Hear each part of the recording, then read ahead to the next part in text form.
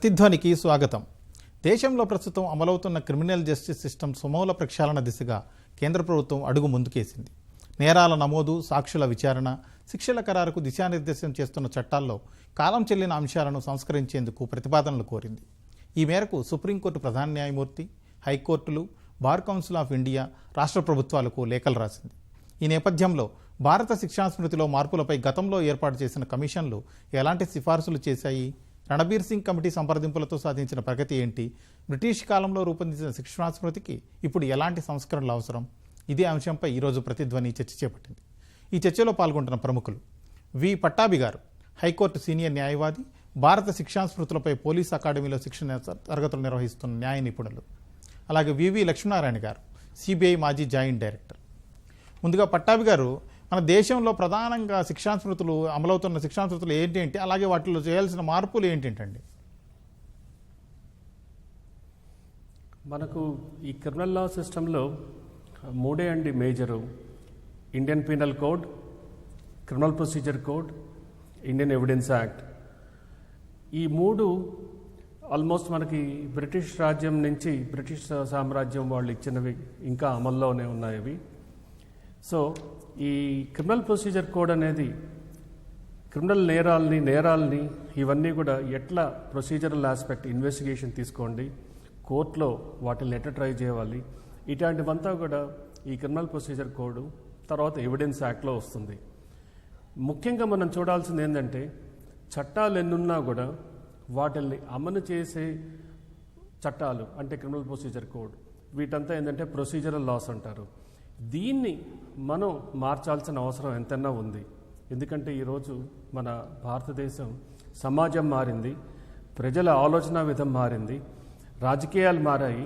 So దీనికి తగ్గట్టు మనం ఈ చట్టాన్ని, బ్రిటిష్ వాళ్ళు ఇచ్చిన చట్టాన్ని ఇంకా అనుసరిస్తున్నాం. 1973లో చట్టం మార్చినా కూడా, కొత్త చట్టం తీసుకుని వచ్చినా కూడా ఇంకా పాత చట్టమే, ఈ క్రిమినల్ ప్రొసీజర్ కోడ్ అనేది చాలా వరకు పాత చట్టమే నడుస్తున్నది దాంట్లో. సో క్రిమినల్ ప్రొసీజర్ కోడ్ అనేది ముఖ్యంగా తీవ్రంగా మార్చాల్సిన పరిస్థితి ఉంది. అదేవిధంగా ఇండియన్ ఎవిడెన్స్ యాక్ట్ అంటే ఈ సాక్ష్యాలని న్యాయస్థానాలు ఎట్టు చూడాలి, ఆర్ ఇన్వెస్టిగేటింగ్ ఏజెన్సీ ఏ విధంగా ఈ సాక్ష్యాలను సేకరించాలి, ఇవన్నీ కూడా బ్రిటిష్ వాళ్ళు తీసుకొని వచ్చిన పద్ధతి. అప్పుడు ఈ కొలోనియల్ సిస్టమ్ అంటే మనల్ని బానిసలుగా వాళ్ళు చూస్తున్న కాలంలో తీసుకొని వచ్చిన చట్టాలు ఇవి. ఈ ఇండియన్ ఎవిడెన్స్ యాక్ట్ కూడా మార్చాల్సిన అవసరం ఎంతన్నా ఉంది. అప్పుడు బ్రిటిష్ వాళ్ళ పాలనలో వాళ్ళకు అనుగుణంగా ప్రజల్ని కంట్రోల్ చేయడానికి తీసుకొని వచ్చిన ఈ రెండు చట్టాలు ఈ ప్రస్తుత కాలంలో ఏమాత్రం కూడా మనకు పనికిరావు. అవి చాలా అవుట్డేటెడ్ అయిపోయినాయి. సో ప్రస్తుత పరిస్థితుల్లో మనం ప్రజలందరూ కూడా చాలా వరకు చైతన్యవంతులై సామాజికంగా అభివృద్ధి చెందిన వాళ్ళు కాబట్టి మనం ఈ చట్టాలను మార్చాల్సిన, especially criminal procedure code and evidence యాక్ట్ని మార్చాల్సిన అవసరం ఎంతన్నా ఉందండి. Okay sir. లక్ష్మీనారాయణ గారు, ఇప్పుడు మన శిక్షా స్మృతిలో చూస్తే నిజంగా ఎలాంటి మార్పులు అవసరమని మీరు భావిస్తున్నారు సార్? శిక్షా స్మృతిలో ఏ మార్పులు కావాలి అన్నది ఆల్రెడీ మన దగ్గర లా కమిషన్ అన్నది ఒకటి అపాయింట్ చేసింది. అంటే ఇది బ్రిటిష్ వాళ్ళ ముందు నుంచి 1833 నుంచి లా కమిషన్ అన్నది ఒకటి ఉన్నది. ఆ లా కమిషన్ ఏం చేస్తుందంటే, ప్రతిసారి ఉన్న పరిస్థితులు, అక్కడ కావలసిన మార్పులు, వీటి గురించి అనేక రిపోర్ట్లను సబ్మిట్ చేస్తుంటారు. మీరు ఇప్పుడు చూస్తే ఇప్పటి వరకు 277 రిపోర్ట్లని లా కమిషన్ అన్నది సబ్మిట్ చేసింది. ఇందులో ప్రధానంగా మీరు 42nd రిపోర్ట్ చూస్తే లా కమిషన్ ది వాళ్ళు 582 పేజీల రిపోర్ట్ ఒకటి మన ఇండియన్ పీనల్ కోడ్ లో ఏ మార్పులు తీసుకురావాలి అని చెప్పేసి వాళ్ళు 1971లోనే రిపోర్ట్ ఇచ్చారు. యాక్చువల్ గా ఆ కాలంలో ఇండియన్ పీనల్ కోడ్, ఇందాక పట్టాభి గారు చెప్పినట్టు, అందులో 533 సెక్షన్లు ఉండేవి. వాటిని 470 సెక్షన్లకు కుదించి మన ప్రస్తుతం ఉన్న పరిస్థితులకు అన్వయించడానికి చేయాలి అని చెప్పేసి వాళ్ళు సూచించడం జరిగింది. అదే మీరు క్రిమినల్ ప్రొసీజర్ కోడ్ తీసుకుంటే అది 1882లో అది రావడం జరిగింది. ఇప్పటి వరకు 19 సార్లు దాంట్లో మార్పులు తీసుకురావడం జరిగింది. తర్వాత ఎవిడెన్స్ యాక్ట్ 1872, ఇందాక పట్టాభి గారు అన్నారు, దానిలో తర్వాత వచ్చిన మార్పుల్లో ప్రధానంగా మీరు చూస్తే ఎలక్ట్రానిక్ ఎవిడెన్స్ అన్నది కొత్తగా వచ్చింది. అంతే, ఇంతకుముందు పుస్తకాలు, బ్యాంక్ బుక్స్ ఇలాంటివి అనుకునేవాళ్ళం, కానీ ఆ తర్వాత కోర్ బ్యాంకింగ్, తర్వాత కంప్యూటర్లు, వీటిలో ఇంపార్టెన్స్ పెరగడం వల్ల ఎలక్ట్రానిక్ రికార్డ్స్ అనేవి కూడా చాలా ఇంపార్టెంట్ అయిపోయాయి. కాబట్టి వాటిలలో మార్పులు తీసుకురావడానికి ఎవిడెన్స్ యాక్ట్ లో మార్పులు వచ్చాయి. కాబట్టి ఈ విధంగా శిక్షా స్మృతిలో కొన్ని మార్పులు తీసుకురావడం జరిగింది. యాక్చువల్ గా మన దగ్గర ఏ మార్పులు కావాలి అన్నది ఆల్రెడీ అనేక కమిటీలు సూచించడం జరిగింది. మళ్ళా ఒక కొత్త కమిటీని తీసుకుని వచ్చి వాళ్ళ సలహాలు అడగడం కన్నా లా కమిషన్ సూచించిన మార్పులు, మలిమత్ కమిషన్ అని చెప్పేసి వాళ్ళు సూచించిన మార్పులు, మాధవ్ మీనన్ కమిటీ, తర్వాత మీరు అన్నట్టు రణబీర్ సింగ్, వీటన్ని ఆల్రెడీ వీళ్ళందరూ కూడా చాలా కష్టపడి అనేక మార్పులు సూచించారు. కాబట్టి ప్రభుత్వం మళ్ళా కొత్త మార్పులు కాకుండా ఈ మార్పులన్నింటినీ స్టడీ చేసి వీటిలో ఎంత మటుకు మీరు మార్పులు తీసుకొచ్చారన్న దాన్ని ఒకసారి రివ్యూ చేస్తే సరిపోతుంది. అదర్వైజ్ కొత్త కమిటీలు ఏర్పాటు చేయడం వల్ల కాలం ప్రొలాంగ్ అవుతుంది, కానీ పెద్ద మార్పులు రాకపోవచ్చు అన్నది నా అభిప్రాయం. మార్పులు అయితే ఖచ్చితంగా కావాలి. మారుతున్న పరిస్థితులను బట్టి శిక్షా స్మృతిలోను మేజర్ యాక్ట్స్, మైనర్ యాక్ట్స్, వీటన్నిటిలో కూడా మార్పులు రావాల్సిన అవసరం ఎంతైతే ఉంది. ఓకే సార్ పట్టాభి గారు, ఇప్పుడు బ్రిటిష్ పాలనలో రూపొందించిన భారతీయ శిక్షణ స్మృతుల్లో కాలం చెల్లిన అంశాలు ఏంటండి? ఇందాక మన లక్ష్మీనారాయణ గారు చెప్పినట్టు వివిధ లా కమిషన్స్, ఇండియన్ పీనల్ కోడ్ దాన్ని చాలా వరకు అనవసరమైన చట్టాలు ఉన్నాయి, ఆ సెక్షన్స్ ఉన్నాయి, అవన్నీ వద్దు మనకు అని చెప్పని చాలా వరకు తగ్గించి వీలైనంత వరకు వాళ్ళు తగ్గించారు. కానీ ప్రస్తుత పరిస్థితుల్లో బ్రిటిష్ వాళ్ళు చెప్పింది నేరమా, లేకపోతే మనం మన సమాజానికి సంబంధించి నేరం అంటే ఏంది అని మనం ఇప్పుడు ఆలోచించుకోవాల్సిన అవసరం ఎంతన్నా ఉంది. ఈ విషయంలో ఈ సందర్భంలో ఇంకోటి కూడా నేను మీకు తెలియజేసుకునేది ఏంటంటే, ప్రతి ఒక్క కమిషన్ కూడా ఒక రిటైర్డ్ జడ్జో ఒక అకాడమిషియనో పెడుతున్నారు తప్ప ప్రజలు ఈ న్యాయ వ్యవస్థలో కానీ సామాజిక పరిస్థితుల్లో కానీ చట్టం వలన చట్ట పరిధిలో పడే బాధలు అవగాహన ఉండాల్సిన మనుషులు ఎవరు లేరు. ఈ రోజుల్లో ప్రపంచమంతా కూడా హ్యూమన్ రైట్స్ అని చెప్పని ప్రాధాన్యత ఇస్తున్నది. హ్యూమన్ రైట్స్ అని చెప్పనంటే హ్యూమన్ రైట్స్ కానీ సివిల్ లిబర్టీస్ అనేది కూడా ఒక ముఖ్య అంశం జీవన విధానంలో. అట్టగాని తీసుకుంటే మనం కాన్స్టిట్యూషన్ అనేది, మన రాజ్యాంగం ప్రజల కొరకు రాయబడ్డ అదొక గ్రంథం. అది ఎన్నో 7 దశాబ్దాల త్యాగాల, యుద్ధాల సారాంశం. అదొక వేదం, అదొక శాసనం. అట్లాంటి రాజ్యాంగం ప్రజల కోసం ఉండాల్సిన చోట మనం చూస్తున్నాం ఇప్పుడు రాజకీయాలు గత 2-3 దశాబ్దాలుగా ప్రజలకు వ్యతిరేకంగా తయారవుతున్నాయి, కానీ ప్రజలకు అనుకూలంగా ఉండడం లేదు. సో ఇటువంటప్పుడు చట్టాలు, బ్రిటిష్ వారు తీసుకొని వచ్చిన చట్టాలు ఇవి ప్రజలకు వర్తిస్తాయా లేదా అని చెప్పనే పరిస్థితి.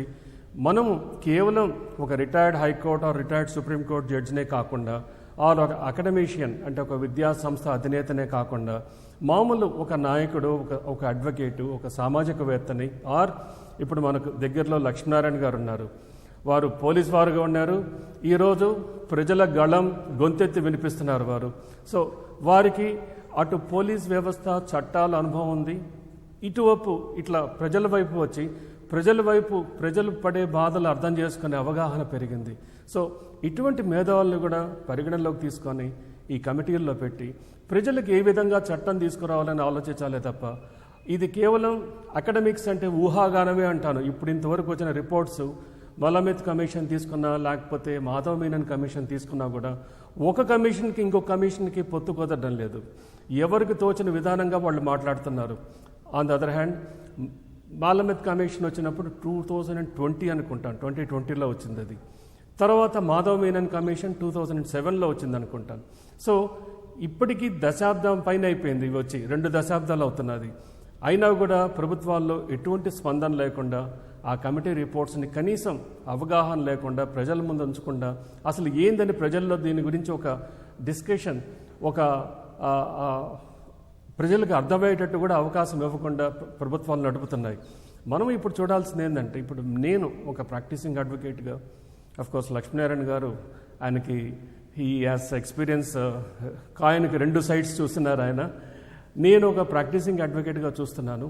క్రిమినల్ ప్రొసీజర్ కోడ్ అనేది దాన్ని మార్చాల్సిన అవసరం చాలా ఉంది. Okay sir. క్రిమినల్ ప్రొసీజర్ కోడే కాకుండా మనం జ్యుడిషియరీని కూడా ఆలోచించాలి. ఇన్వెస్టిగేషన్ ఒకటి, దెన్ జ్యుడిషియరీ, జడ్జెస్ ఎట్లా పనిచేస్తున్నారు, ప్రజలకి సెన్సిటివ్నెస్ అనేది ప్రజల వైపు చూపుతున్నారా, జ్యుడిషియరీ అనేది ప్రజలకు న్యాయం ధర్మం చేయడానికి ఉంది. కేవలం పుస్తకాల్లో ఉన్న చట్టాన్ని చదివి ఆ పుస్తకాల్లో ఉన్న చట్టం పరిధిలో చేయడమా లేదా ప్రజలకు న్యాయం చేయడమా అనే పరిస్థితి తప్పింది. సో న్యాయ వ్యవస్థలో కూడా ఎంతైనా మార్పులు రావాల్సిన అవసరం ఉంది. జడ్జెస్ అపాయింట్మెంట్ కానీ అది మ్యాజిస్ట్రేట్స్ దగ్గర నుంచి హైకోర్టు జడ్జెస్ నుంచి సుప్రీంకోర్టు జడ్జెస్ వరకు. ఇప్పుడు మనం ఫర్ ఎగ్జాంపుల్ అమెరికా కానీ ఫ్రాన్స్ కానీ చూస్తే ఆర్ యూకే కానీ చూస్తే వాళ్ళు క్వాలిటీ కూడా చాలా ముఖ్యంగా చూసుకుంటారు. క్వాలిటీ చూసుకొని రికమెండేషన్స్ అని లేకుండా, లేకపోతే వంశపారపర్యం అని మొన్న ఒక కేరళ ఎంపీ పార్లమెంట్లో చాలా ప్రసిద్ధమైన దాన్ని ఏమంటారు దాన్ని అప్రిషియేట్ చేసిన ఒక స్పీచ్ కూడా ఇచ్చారు. ఈ విధంగా ఉంది జ్యుడిషియల్ అపాయింట్మెంట్స్ అని అంటూ. ఓకే పట్టాభి గారు, సరేనండి. లక్ష్మీనారాయణ గారు, ఇప్పుడు శిక్షాస్మృతిలో ఉన్న లోటుపాట్లు ఈ ప్రభావం దర్యాప్తు విధానం మీద ఎట్లా ఉంటుందండి? ఎందుకంటే ముఖ్యంగా సిఆర్పిసి అన్నది పట్టాభి గారు చెప్పినట్టు అది మొత్తంగా అమలు చేసే బాధ్యత దర్యాప్తు సంస్థల మీద ఉంటుంది. పోలీసు కానీ ఇన్వెస్టిగేషన్ చేసే ఇతర దర్యాప్తు సంస్థల మీద. కాబట్టి అందులో ఉన్న ప్రొవిజన్స్ ఏవైతే ఉన్నాయో వాటిలో మార్పులు తీసుకురావాల్సిన అవసరం. ఫర్ ఎగ్జాంపుల్ సింపుల్ గా మీకు ఒక 2 ఉదాహరణలు చెప్తాను. మొదటిది వచ్చేసి ఏదైనా ఒక ఘటనను చూసినప్పుడు కానీ అది దాని దగ్గర ప్రత్యక్ష సాక్షులుగా ఉన్నప్పుడు కానీ వాళ్ళ స్టేట్మెంట్స్ పోలీసులు రాస్తారు. ఆ స్టేట్మెంట్స్ లో సిగ్నేచర్ తీసుకోకూడదు వాళ్ళ దగ్గర. అంటే స్టేట్మెంట్ చేస్తున్న వాళ్ళ సిగ్నేచర్ తీసుకోకూడదు అనేది మనకి సిఆర్పిసిలో సెక్షన్ 161, 162లో ఉన్న ప్రొవిజన్. అందువల్ల ఏమవుతుందంటే ఆ స్టేట్మెంట్లు విలువ ఉండట్లేదు. అది కేవలం వాళ్ళను కాంట్రడిక్ట్ చేయడానికి ఉపయోగపడుతుంది కానీ ఫ్యాక్ట్ ని కొరాబరేట్ చేయడానికి, సమర్థించడానికి ఉపయోగించట్లేదు. అందువల్ల దీనిలో ముఖ్యంగా మార్పు తీసుకురావాలని మలిమత్ కమిషన్ కూడా సూచించడం జరిగింది 161, 162. తర్వాత రెండవది 167 సెక్షన్ ప్రకారం ఎవరైనా ఒక క్రిమినల్ ని మనం పట్టుకున్నప్పుడు అతన్ని ప్రశ్నించడం చాలా అవసరం. దానికనే పోలీస్ కస్టడీ అని, మెజిస్టీరియల్ కస్టడీ అని ఇవ్వడం జరిగింది. కానీ పోలీస్ కస్టడీ ఏంటంటే మొదటి 15 రోజులు, 14 రోజులు, 15 రోజులు మాక్సిమం మనకి ఇవ్వచ్చు. కానీ ఏమవుతుందంటే చాలా మంది అరెస్ట్ అవ్వగానే వాళ్ళు హాస్పిటల్లో అడ్మిట్ అయిపోతారు. దానివల్ల మొదటి 14-15 రోజుల్లో వాళ్ళని ఇంట్రాగేట్ చేసే అవకాశం కూడా ఉండదు. ఆ తర్వాత వాళ్ళు ఫిట్నెస్ అయిపోయి బయట వస్తున్నారు. అందువల్ల మలిమత్ కమిషన్ ఏం చెప్పిందంటే దీనికి రిస్ట్రిక్షన్ పెట్టకుండా ఆ హాస్పిటల్లో ఉన్న పీరియడ్ ఏదైతే ఉందో దాన్ని రిమాండ్, మెజిస్ట్రియల్ రిమాండ్ లో కన్సిడర్ చేసి పోలీసులకి వాళ్లను ప్రశ్నించే అవకాశం కూడా కల్పించాలి. ఇలాంటివి తర్వాత రకరకాల సూచనలు, ఆల్మోస్ట్ 158 సూచనలు వాళ్ళు చేయడం జరిగింది. అందులో ప్రధానంగా ఈ 2-3 విషయాలు ఏవైతే ఉన్నాయో అవి దర్యాప్తు సంస్థల సందర్భంగా. ఆ తర్వాత పోలీస్ విభాగంలో కూడా వాళ్ళు ఏం చెప్పారంటే లా అండ్ ఆర్డర్ పోలీసులు, తర్వాత ఇన్వెస్టిగేటింగ్ పోలీసులని విడివిడిగా చేయండి. ఎందుకంటే ఇప్పుడు ప్రాధాన్యత లా అండ్ ఆర్డర్కి ఎక్కువగా పెరిగిపోయింది. ఎవరైనా మినిస్టర్ వస్తున్నారు, చీఫ్ మినిస్టర్ వస్తున్నారంటే ఈ ఇన్వెస్టిగేషన్లన్నీ పక్కన పడిపోయి లా అండ్ ఆర్డర్ మెయింటైన్ చేయడంలోనే పోలీసులంతా నిమగ్నమై ఉంటారు. దానివల్ల ఇన్వెస్టిగేషన్స్ డిలే అవుతాయి. అందువల్ల అడ్మినిస్ట్రేటివ్ చేంజెస్ కూడా తీసుకురావడం, ఆ తర్వాత చట్టాల్లో మార్పులు తీసుకురావడం, ఇవి కూడా చేయడం వల్ల దర్యాప్తు సంస్థలు త్వరగా ఇన్వెస్టిగేట్ చేయగలవు. తర్వాత వచ్చేసి ఈ మార్పుల వల్ల ఇంకా ఎఫెక్టివ్ గా మనం కోర్టులలో కేసులు ప్రూవ్ చేయడానికి కూడా అవకాశం ఉంటుంది. Okay sir. పట్టాభి గారు, ఇప్పుడు శిక్షాస్మృతుల్లో చాలా లోటుపాట్లు ఉన్నాయని మనం చర్చించుకుంటున్నాం. ఈ లోటుపాట్ల వల్ల నేరగాళ్లకు సరైన శిక్షలు వేయలేని పరిస్థితి ఎదురవుతుందా సార్? నేరగాళ్లకి శిక్షలు పడుతున్నాయా లేదా అది చట్టాల్లో లోటుపాట్ల, ఇన్వెస్టిగేషన్లో లోటుపాట్ల, న్యాయ నిర్ధారణ అంటే ట్రయల్ అప్పుడు లోటుపాట్ల, ఆర్ జడ్జి గారు అవగాహన లోపమా, ఇవన్నీ కూడా పరిగణలోకి తీసుకోవాల్సిన అవసరం ఉంది. ఎందుకంటే ఇన్వెస్టిగేషన్ ఇందాక మన లక్ష్మీనారాయణ గారు చెప్పినట్టు లా అండ్ ఆర్డర్తో ఉన్న పోలీస్ వ్యవస్థ ఇన్వెస్టిగేషన్కి వచ్చేటప్పటికి వాళ్ళు సమయం చాలా అవస్థపడతారు. అందుకని ఇన్వెస్టిగేషన్లో వద్దన్నా కూడా ఏదో ఒక లోటుపాటు వస్తున్నది. ఇన్వెస్టిగేషన్కి ఒక సైంటిఫిక్ ప్రొఫెషనల్ ఇన్వెస్టిగేషన్ చేయాలి. ఎనీ క్రైమ్ని, ఏ నేరాన్ని కూడా ఒక శాస్త్రీయ పద్ధతిలో ప్రొఫెషనల్గా చేయవలసిన పరిస్థితిలో అది మన పోలీస్ వ్యవస్థకు దేశంలో ఎక్కడా లేదు. ఎప్పుడు కూడా తీసుకుంటే లా అండ్ ఆర్డర్ వాళ్ళే మళ్ళీ ఇన్వెస్టిగేట్ చేయాలి.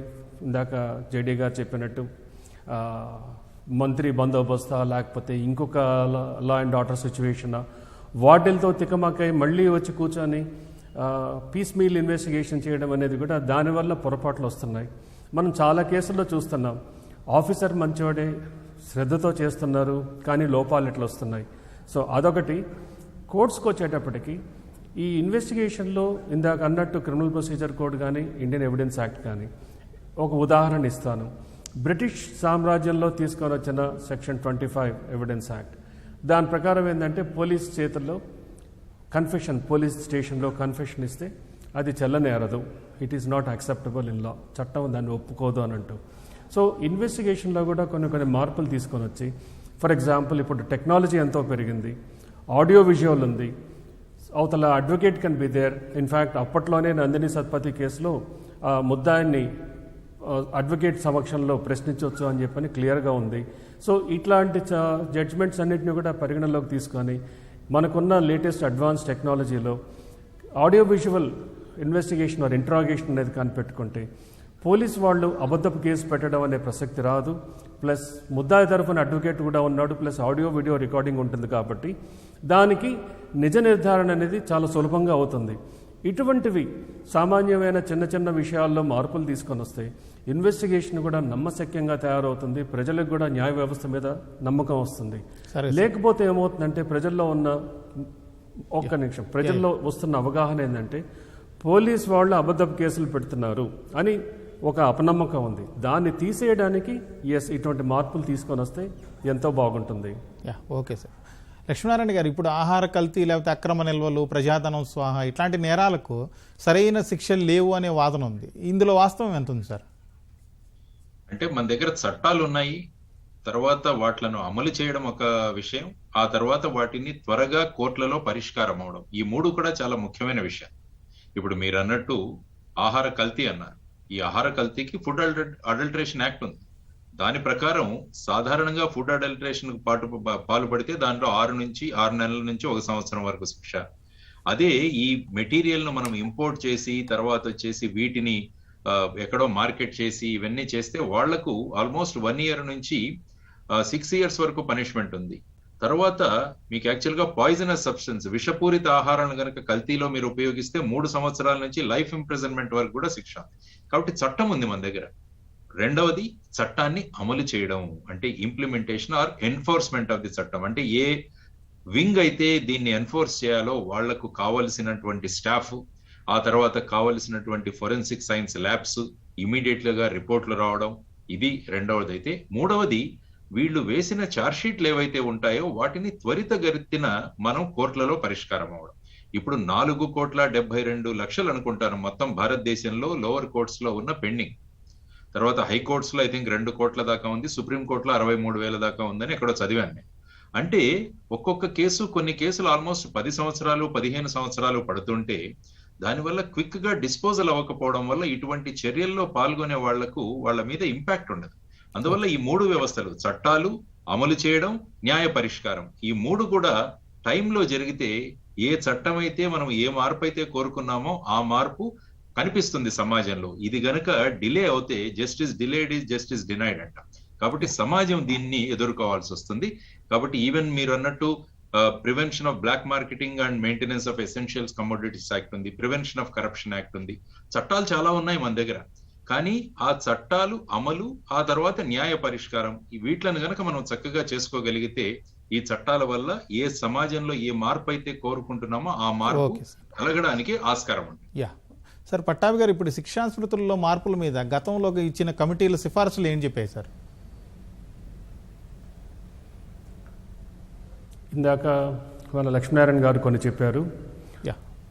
ఒకటి ముఖ్యమైనది, మలిమత్ కమిషన్ వారు కూడా ఏమన్నారంటే జ్యుడిషియరీ ప్రజా సంఖ్యకు అనుగుణంగా లేదు. అంటే 10 లక్షల మందికి ఒక జడ్జి గారు ఉన్నట్టు, కాబట్టి దీనివల్ల కూడా న్యాయం అనేది జరగడం లేదు, న్యాయ వ్యవస్థకి ఇది తీరని లోటు జరుగుతున్నది. కాబట్టి నెంబర్ ఆఫ్ జడ్జెస్ని, న్యాయ వ్యవస్థల్ని, న్యాయమూర్తులను పెంచాలి. అప్పుడు ఇందాక వారు చెప్పినట్టు, లక్ష్మీనారాయణ గారు చెప్పినట్టు, ఈ లక్షల నెంబర్లో ఉన్న పెండింగ్ కేసెస్ తగ్గుతాయి. ఇప్పుడు మనం చూస్తున్నాం ప్రతి ఒక్క కోర్టుకి, ఏ కోర్టుకి వెళ్ళినా కూడా, అది మ్యాజిస్ట్రేట్ కోర్టు కానీ హైకోర్టు కానీ, ఆ జడ్జెస్ పనిచేసే పద్ధతి చూస్తే వాళ్ళకున్న కేసెస్, వాళ్ళున్న భారం, వాళ్ళు మానసికంగా ఎప్పుడు విరిగిపోతారా అనే పరిస్థితుల్లో పనిచేస్తున్నారు వాళ్ళు. కాబట్టి జడ్జెస్ సంఖ్య లేదు మనకు. ఈ సంఖ్య లేనంత వరకు ప్రజలకి న్యాయం చేయలేం అని చెప్పని ఆ కమిటీ ఒకటి. అఫ్ కోర్స్ ఇంకోటి ఏంటంటే వాళ్ళు ఈ సిబిఐ కూడా ఇండిపెండెన్స్ ఇవ్వాలని చెప్పాను. ఎందుకంటే సుప్రీంకోర్టే చాలాసార్లు it is a caged parrot అని చెప్పన్నారు, పంజరంలో రామచిలక అని చెప్పన్నారు. కాబట్టి సిబిఐ కూడా ఒక అటానమస్ పవర్ ఇవ్వాలి, గవర్నమెంట్ కంట్రోల్ ఉండకూడదు అని చెప్పని ఒక రికమెండేషన్.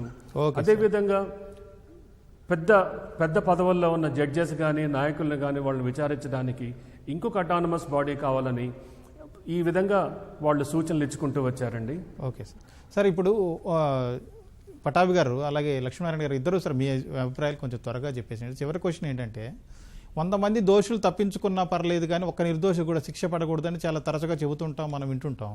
అసలు ఈ దోషులు తప్పించుకోకుండా నిర్దోషులకు శిక్ష పడకుండా ఉండాలంటే ఏం చేయాలి సార్? ముందుగా పట్టాభి గారు, తర్వాత మీకు కొంచెం బ్రీఫ్గా క్లోజ్ చేసేయండి సార్.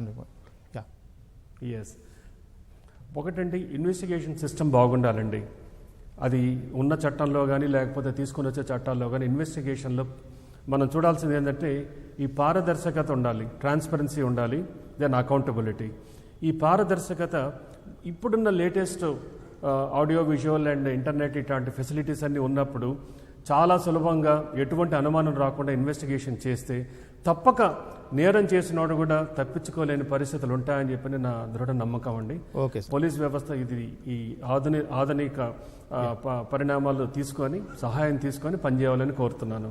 లక్ష్మీనారాయణ గారు మీరు సార్ మీ అభిప్రాయం?